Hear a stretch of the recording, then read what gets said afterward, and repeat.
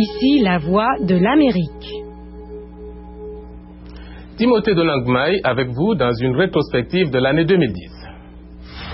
2010, année des espoirs déçus pour la Côte d'Ivoire qui se retrouve avec 2 présidents et 2 gouvernements. Année de l'optimisme pour la Guinée qui a élu démocratiquement son président Alpha Condé. Année du changement au pas de course au Niger qui est passé d'un coup d'État à une nouvelle constitution. En RDC, 2010 aura été marqué par les exactions et les violences sexuelles dans l'Est. Ici aux États-Unis, nette victoire des Républicains à la Chambre des représentants. Et au plan sportif, immense succès de la Coupe du Monde 2010 en Afrique du Sud. Washington Forum.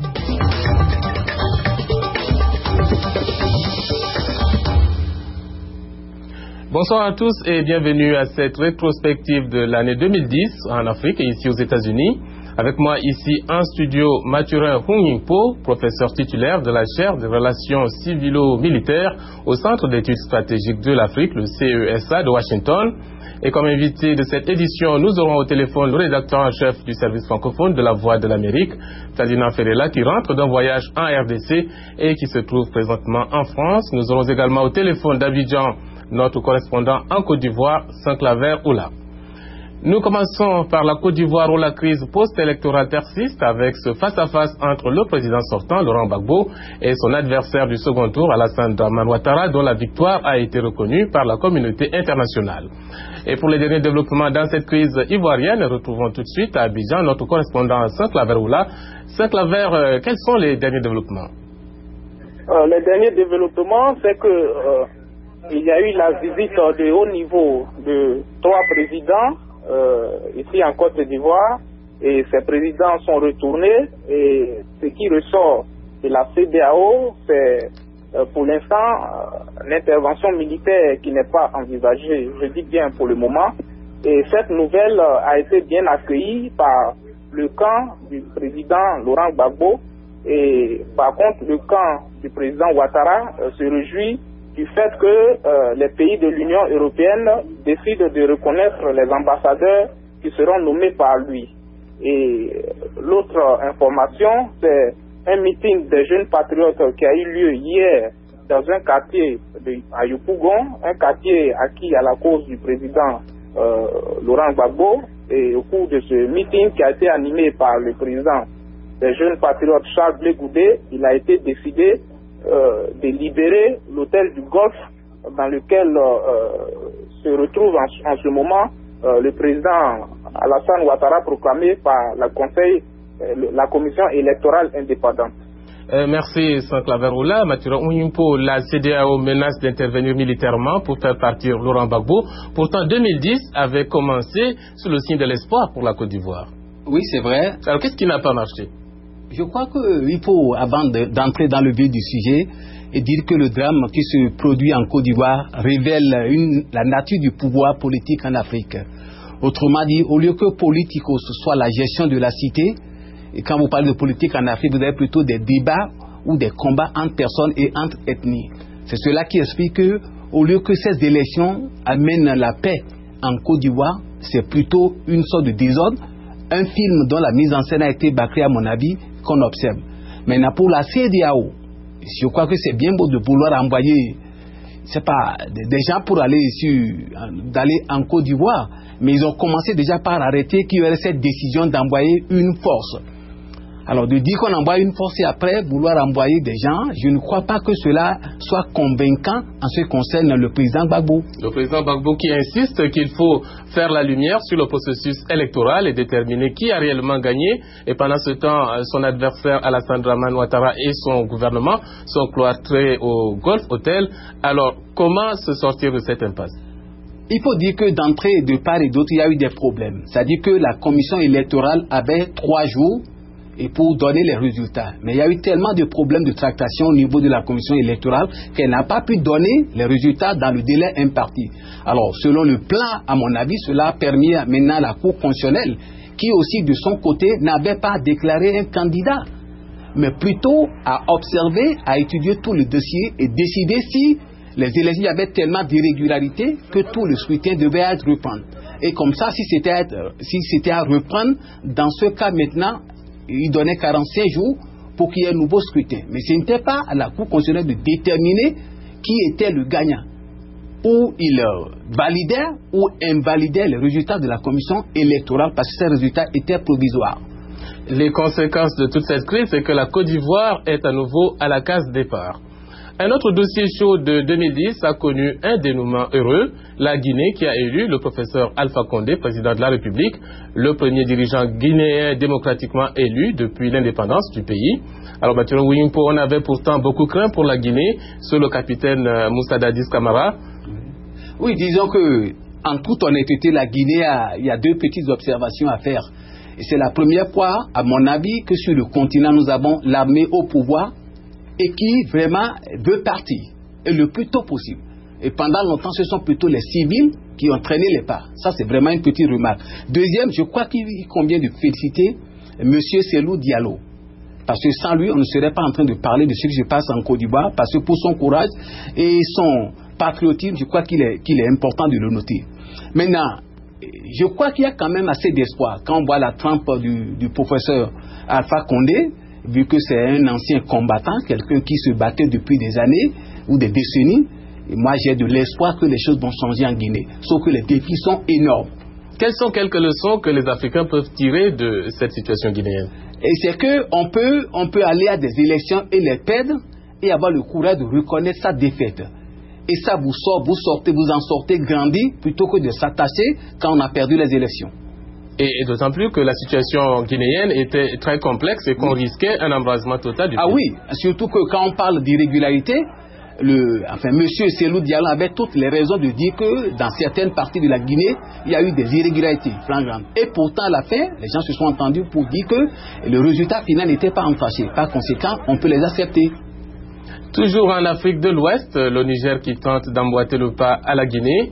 Le pays a débuté l'année par un coup d'État qui a renversé le président Mamadou Tandja. La junte dirigée par le général Djibo Salou s'est engagée à restituer le pouvoir à un régime civil. Mathurin, le pays s'est doté d'une nouvelle constitution et une dizaine de candidats sont déjà en lice pour les présidentielles de 2011. Oui, disons que le Niger, c'est encore l'autre paradoxe dont l'Afrique vraiment est unique, à savoir que c'est l'armée qui est venue au secours de la démocratie. Parce que dans l'idéal, ça ne devait pas être ça. Mais quand il y a eu le Tazarché, des gens qui ont estimé que le président Tandja devait continuer, quel que soit Alpha. Oui, qu'il avait des projets qui n'avaient pas. Mais en tout cas, en politique, ce n'est pas comme ça. Vous tenez compte de vos délais, c'est comme ça. Alors, il se fait que c'est plutôt l'armée qui est intervenue. Il y a des signes encourageants comme l'adoption de la nouvelle constitution et les promesses réitérées de l'armée de rentrer dans les casernes. Maintenant, le problème, c'est est-ce que les civils, le leadership civil sera au diapason et pourra faire comme il faut pour ne pas qu'on ne retombe pas encore dans les mêmes travers d'avant et qu'enfin les Nigériens puissent quand même attaquer ce problème récurrent de sécheresse et d'insécurité alimentaire. À ce beau tableau d'une transition presque réussie, on a quand même cet élément de préoccupation, à savoir le sort de l'ancien président Mamadou Tandja. La Cour de la CEDEAO a demandé sa libération. La junte dit qu'elle va demander la révision de cette affaire. Oui, non, c'est vrai qu'il a été arrêté d'entrée, mais il n'y a pas assez de preuves encore. Je crois que c'est ce que la CEDEAO est en train de dire. Et dans la foulée, il fallait le mettre aux arrêts, c'est ce qui a été fait. Maintenant, il va falloir décanter la situation pour voir, parce que quand on est dans un état de droit, il faut quand même faire les choses de la façon la plus juridique possible. C'est ce que la CEDEAO est en train de dire. On peut le sortir et le reprendre après s'il y a des éléments, des preuves assez probants contre lui. Mais pour le moment, je crois que la CEDEAO demande qu'on puisse le libérer. Le Niger qui fait face également à un certain nombre de défis, dont celui de la sécurité alimentaire. Oui, mais ça fait partie des problèmes vraiment sur le continent, parce que la sécheresse au Niger ou l'insécurité alimentaire, c'est un vieux problème. Mais pourquoi est-ce que les Nigériens ou les Africains de façon générale ne peuvent pas prendre le taureau par les cornes et essayer de résorber ça? Il doit y avoir des méthodes de nos jours, il y a des manières, l'irrigation, il doit y avoir tout un ensemble de choses à faire pour quand même résorber ce problème une fois pour de bon. Et c'est là un dossier auquel devra s'atteler le prochain gouvernement. Voilà, ça c'est important. Pour qui sera le nouveau président au Niger, ça, il va falloir trouver des solutions aussi bien à la sécheresse qu'à l'insécurité alimentaire permanente. Et à propos de ces élections, déjà une dizaine de candidats, qu'est-ce que cela présage pour... Écoute, cela révèle à mon avis, une fois encore, comme je disais d'entrée, la nature de la politique. Tout le monde va en politique en Afrique pour manger. Tout le monde va en politique pour s'enrichir. Ce n'est pas la gestion du bien commun. Voilà, je crois, l'impression que moi, on a autant de candidats dans tous les pays africains, en plus de ceux qui viennent, sachant qu'ils ne vont jamais gagner, mais se placent pour éventuellement devenir ministre ou envoyer, placer des ministres dans le gouvernement de celui qui va gagner.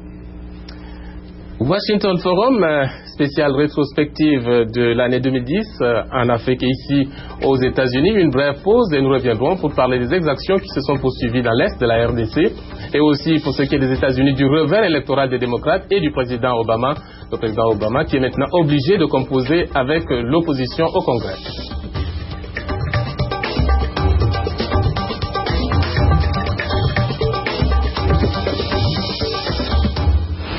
Bienvenue à la Voix de l'Amérique, service francophone vers l'Afrique. Notre équipe couvre l'actualité en Afrique, aux États-Unis et dans le reste du monde. Notre équipe vous offre musique, interaction avec nos auditeurs, politique, économie, religion, santé, sans oublier le sport. Des analyses d'experts, une information équilibrée.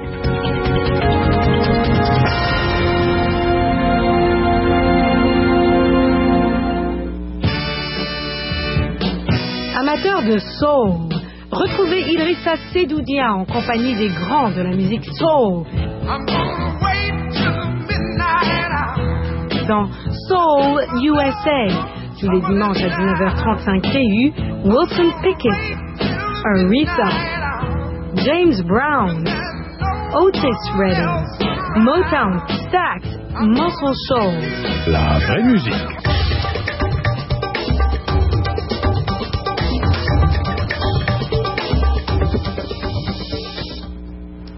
Washington Forum, rétrospective de l'année 2010 en Afrique et ici aux États-Unis. Avec moi, Mathurin Hunyingpo, professeur titulaire de la chaire des relations civilo-militaires au Centre d'études stratégiques de l'Afrique, le CESA de Washington. Nous avons avec nous Ferdinand Ferrella, le rédacteur en chef du service francophone de la Voix de l'Amérique, présentement en France, au retour d'un séjour en RDC. La RDC où 2010 aura été marquée par la publication du rapport Mapping des Nations Unies sur les atrocités commises dans le pays entre 1993 et 2003, un rapport qui met en cause non seulement l'armée et les groupes armés de la RDC, mais aussi divers pays de la région.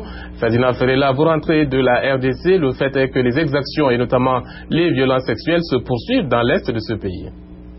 Oui, effectivement, les violences sexuelles, mais aussi toute forme de violence. Il faut savoir que parmi les groupes armés qui sévissent encore dans l'est de la RDC, il y a bien entendu les FDLR, donc les groupes rebelles Hutus rwandais, mais aussi certains groupes Maïmaï qui n'ont pas trouvé leur compte dans le désarmement et l'intégration dans l'armée, et les populations civiles, particulièrement dans les territoires de Walikale, de Shabunda, au sud Kivu, de Rutshuru, au nord Kivu, sont régulièrement visités. Ces villages sont visités par ces groupes armés qui pillent, qui violent, qui tuent et qui prennent en otage des populations.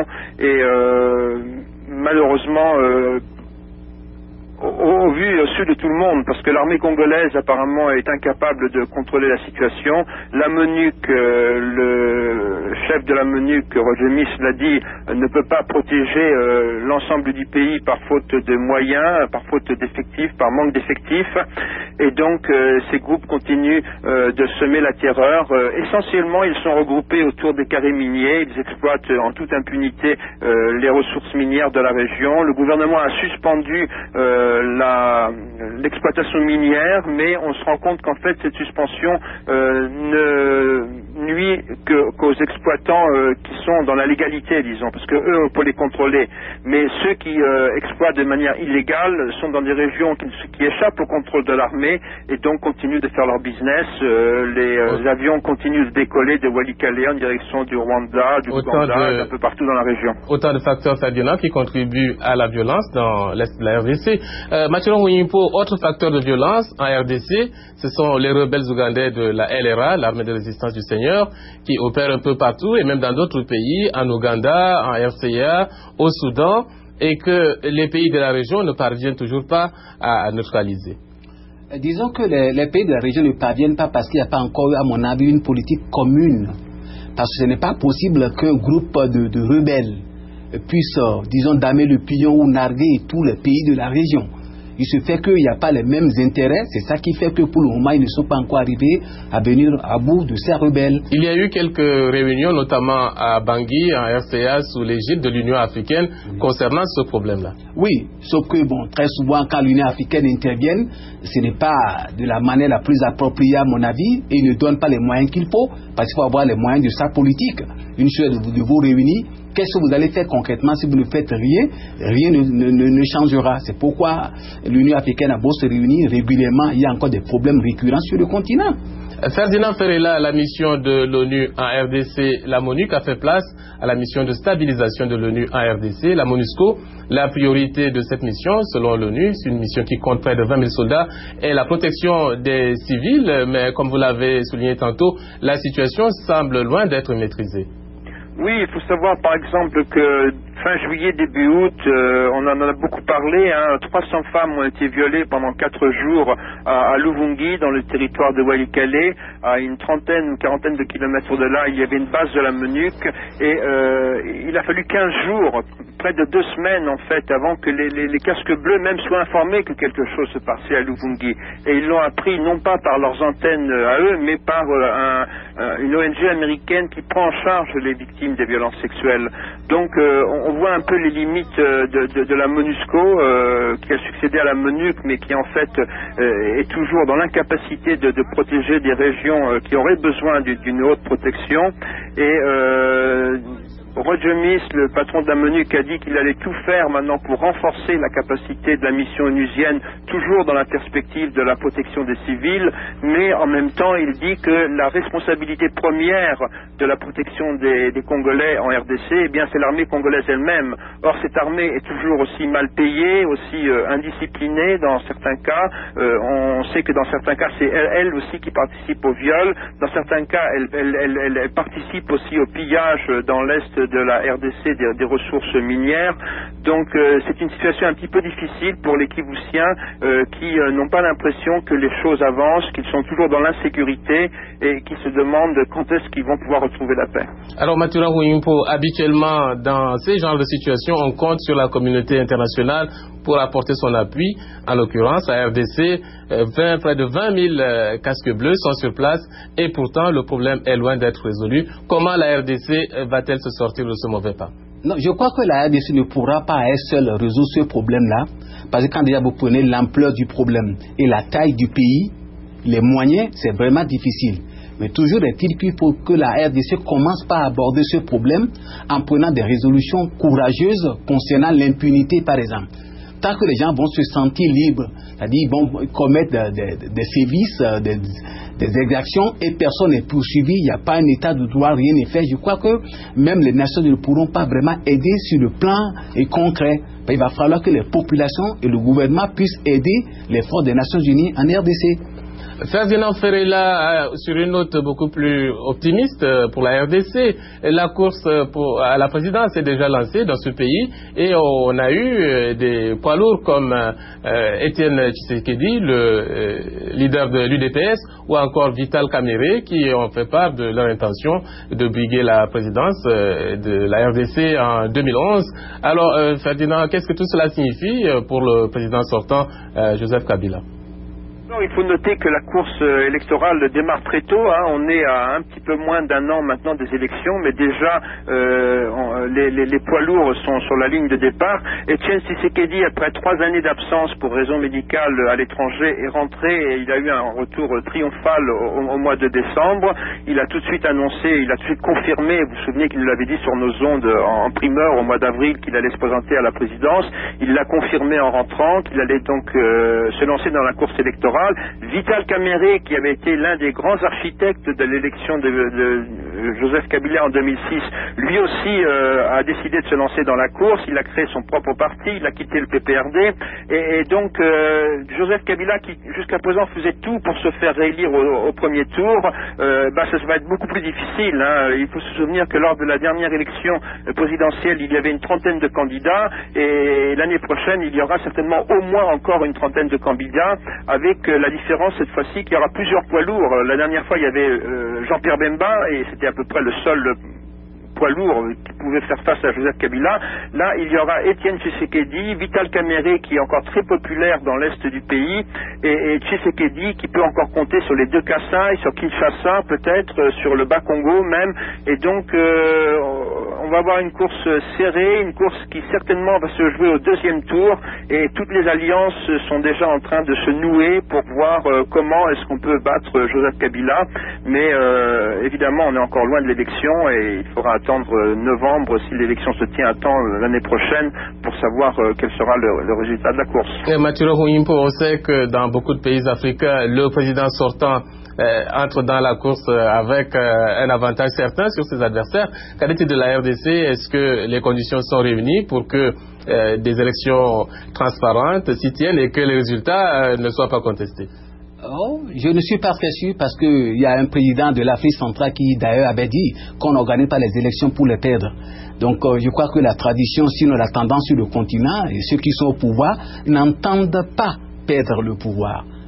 Quand ils vont aux élections, l'idée de savoir il se pourrait que je perde n'est pas dans l'idée de nos dirigeants. Contrairement à ce qui s'est passé par exemple aux États-Unis ici où il y a des leçons à tirer. Parce que quand on va aux élections, ou on perd ou on gagne.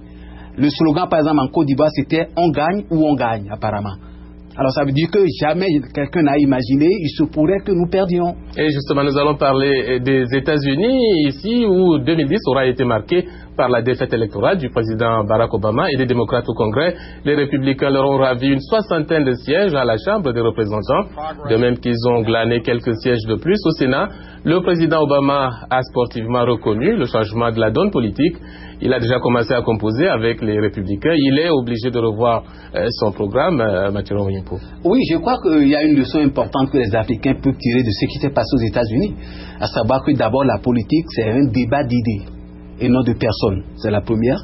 Et deuxième leçon, et quand on va aux élections, on peut perdre et il faut déjà anticiper au cas où je perds, qu'est-ce que je fais? Et quoi, c'est ce que le président Obama a fait. Il a été pragmatique, il a compris. Maintenant, il n'a plus le contrôle de la Chambre des représentants. Par conséquent, il est contraint, obligé de traiter avec les ennemis d'hier, en guillemets, côté idée. Alors, c'est ce qu'il a fait pratiquement. Et après avoir, disons, joué leur jeu en ce qui concerne la politique fiscale, on a vu la suite. Il a eu des succès concernant le traité avec la Russie et aussi l'abrogation du tabou homosexuel dans l'armée. Donc c'est important, à mon avis, de comprendre que parfois on peut gagner en perdant. Et aussi de constater que quand bien même on est opposé au plan des idées, oui, on garde de bonnes relations avec ses adversaires, car on ne sait jamais, on pourrait avoir besoin, on ne sait jamais quand est-ce qu'on pourrait avoir besoin. C'est en cela que la gestion de la cité entre en ligne de compte. Si vous avez une cité commune que vous gérez tous, il n'y a aucune raison que vous soyez celui qui est, disons, la primauté de la vérité dans la gestion de la cité. Vous venez, vous émettez vos idées, vous allez peut-être réussir dans une certaine mesure, ne pas réussir, laissez les autres aussi essayer leurs idées. C'est la même cité commune que vous gérez ensemble. En Afrique, ce n'est pas ça. Et il faut dire que la tâche n'est pas facile pour le président Barack Obama, puisqu'il s'est mis à dos les membres de son parti, les démocrates, en tout cas une aile du parti démocrate, oui, qui estime que le président Obama a abandonné, a foulé aux pieds les idéaux du parti. Oui, mais ce sont des risques politiques. En politique, il faut accepter des risques. Entre avoir une partie de son électorat contre lui et avoir les républicains qui veulent l'empêcher d'avancer, en 2012, il aura regretté s'il avait fait le choix d'aller avec son groupe. Donc je crois qu'il a été courageux, à mon avis, pragmatique, en faisant ce clin d'œil aux républicains, et je crois que la suite lui donnera raison. En espérant que les résultats vont finir par persuader les démocrates qui ne sont pas très contents de ils vont rallier, ils vont revenir. Je crois qu'ils vont revenir si les résultats continuent d'être probants et que Obama continue d'avoir des succès. Tout le monde veut faire partie du succès. Finalement, ils vont dire, on le comprend, il a pris des décisions, on n'était pas d'accord, ils vont le dire, mais à la fin, on se rallie. Tout le monde veut faire partie de l'équipe gagnante. Ah, c'est toujours comme ça. Hein. C'est ça, c'est cela, oui. Et surtout ici aux États-Unis où le sport tient une place primordiale. Ah oui, c'est très important. Même s'ils ne font pas le football tel que nous on le connaît sur le continent, c'est vrai que le sport dans ce pays est quelque chose de très important. À propos de sport, justement, nous allons parler de la dernière édition de la Coupe du Monde. Nous terminons cette édition donc par l'événement sportif de l'année, la Coupe du Monde 2010 en Afrique du Sud. Les inquiétudes concernant les capacités de l'Afrique du Sud à accueillir ce tournoi se sont rapidement dissipées pour faire place au jeu. Le Ghana, porte-étendard de l'Afrique en quart de finale, a perdu face à l'Uruguay. Le trophée est allé à l'Espagne, victorieuse en finale des Pays-Bas. Le mondial 2010 aura été un éclatant succès africain, ainsi que l'a souligné le président de la FIFA, Sepp Blatter. I would also like to give a compliment to Africa as a continent. Je voudrais féliciter l'Afrique en tant que continent. En effet, l'Afrique a vraiment prouvé qu'elle pouvait organiser cette Coupe du Monde, qu'elle pouvait organiser une grande compétition.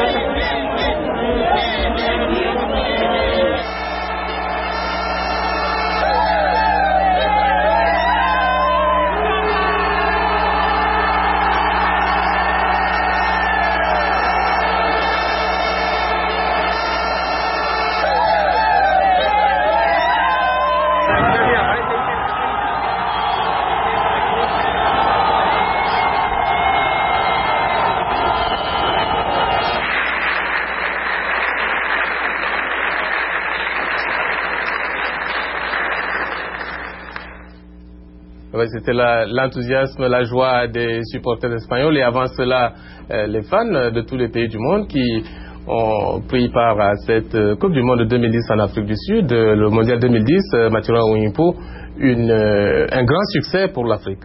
Oui, je crois que moi, la leçon que j'ai tirée de cette Coupe du Monde en Afrique du Sud, c'est que quand les Africains veulent vraiment faire quelque chose, ils peuvent le faire. Alors cela m'amène à dire que pour le moment, tous les problèmes que nous avons sur le continent africain, c'est parce que nous ne voulons pas encore, pas parce que nous en sommes incapables. Si les Africains veulent, ils l'ont montré et démontré, on va réussir, on a toujours réussi quand on a voulu. Maintenant, est-ce qu'on veut?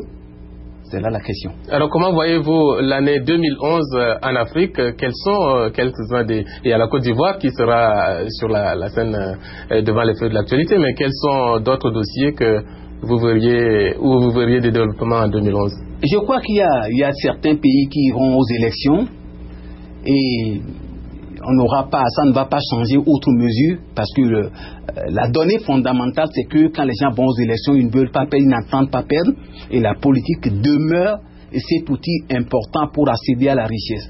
Avec ces deux éléments, j'ai peur que 2011 ne soit pas entièrement différent de 2010 du point de vue des tractations politiques. Mais qu'est-ce qui va amener le déclic pour que l'Afrique puisse décoller au plan politique? Et je crois qu'il va falloir une nouvelle génération de politiciens qui comprennent que c'est ce qu'on peut faire pour son pays plutôt que ce que son pays peut faire pour soi. Comme l'a dit le président Kennedy. C'est ça qui est important. Il va falloir une nouvelle génération de gens, de politiciens qui sont relativement à l'aise.